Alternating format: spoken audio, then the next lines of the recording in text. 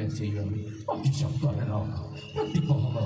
কামনা প্রসব করে সকলে ফুটিল অনেকটি ক্রিয়াটা বেশি মেরে দিয়েছি আমি দিলাম সর্বনাশ করছি এই আমার কবিতার ভিতর মারামারি শুরু করে দিয়েছি কেড়ে দিয়ে হবে না। তারপরে আমি সেটা গেলাম একটু রাজনৈতিক অঙ্গন দেখি যে তারা কিভাবে আবৃত্তি করে রাজনৈতিক অঙ্গনে ঢুকে দেখে আমার কাকু আছে নোয়াখালী সবাই কাকু কাকু বলি ডাকে আর কি তার কাছে গেলাম তাকে বললাম যে কাকু আপনি একটা আবৃত্তি করেন তো কাকু আমার কবিতা আবৃত্তি করতে আসে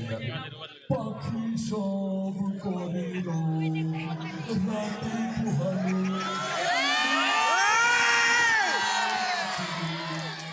কাননে কুসুম কলি সকলেই ফুটিল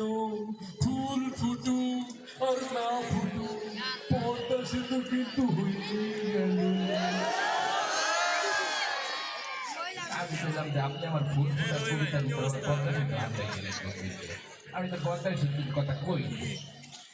আমি বললাম যে থাক আপনার দলে আর থাকো না আমি একটু বিরোধী দলে চলে যাই বর্তমান যিনি নেত্রী আছে আমাদের বিএনপি নেত্রী ওনার কাছে যাই বললাম ম্যাডাম আপনি একটু আবৃত্তি করেন ম্যাডাম আমার মুরব্বী মানুষ ধীরে সুস্থ আবৃত্তি করলেন এইভাবে বিসমিল্লাহির রহমানির রহিম প্রিয় গাজীপুরবাসী আপনারা জানেন পাখি সব করে রাতি পোহালো ইনশাল্লাহ কাননে কুসুম কলি সকলেই ফুটিবে না ফুটিলে ঈদের পরে তীব্র আন্দোলন হবে ইনশাল্লাহ।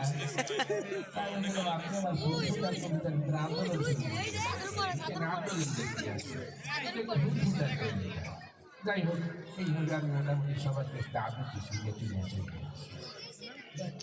শুক্রিয়া আপনার কাছে ধন্যবাদ।